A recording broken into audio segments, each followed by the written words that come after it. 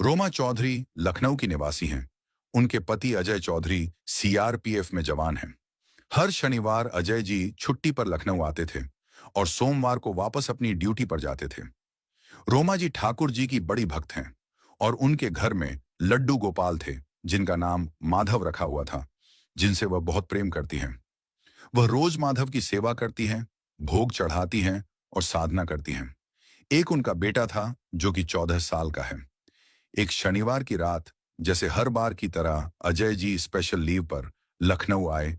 उन्होंने रोमा जी से कहा कि कुछ बातें करनी हैं। वे दोनों बातें करना चाहते थे, लेकिन उनका बेटा रोमा जी के बिना सोता नहीं था। रोमा जी ने कहा, 5 मिनट रुकिए, मैं बेटे को सुलाकर आती हूँ। लेकिन जब रोमा जी बेटे को सुला रही थीं, तो अचानक उनकी आंख लग गई और उन्हें यह महसूस नहीं हुआ कि कितनी देर हो गई। रात के 1:30 बजे रोमा जी की आंख खुली और तब उन्होंने याद किया कि अजय जी ने कहा था, जल्दी आना। वह दूसरे कमरे में गई और देखा कि अजय जी वहां नहीं थे। वह किचन, बाथरूम और बालकनी में ढूंढने गई, लेकिन अजय जी कहीं नहीं मिले। उनका सामान भी गायब था। रोमा जी ने सोचा कि अजय जी नाराज होकर वापस चले गए होंगे।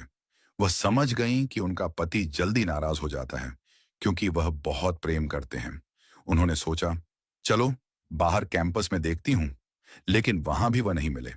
चिंता में डूबकर उन्होंने अजय जी की बहन और जीजा जी को फोन किया और कहा कि अजय जी नाराज होकर चले गए हैं। बहन ने कहा, इतनी चिंता मत करो, वह वापस आ जाएंगे। लेकिन रोमा जी ने तय किया कि वह अपने पति को ढूंढने जाएंगी। वह माधव को लेकर रात के 2 बजे स्कूटी पर निकली। गेट के पास सिक्योरिटी गार्ड ने पूछा कि वह इतनी रात को कहां जा रही हैं। रोमा जी ने कहा कि वह अपने पति को लेने स्टेशन जा रही हैं, क्योंकि सवारी नहीं मिली। वह चारबाग स्टेशन पहुंची, जो लगभग 14 किलोमीटर दूर था। वहां पहुंचने के बाद उन्होंने देखा कि स्टेशन पूरी तरह खाली था। वह माधव से पूछने लगी, तुम्हारे पापा कहाँ हैं?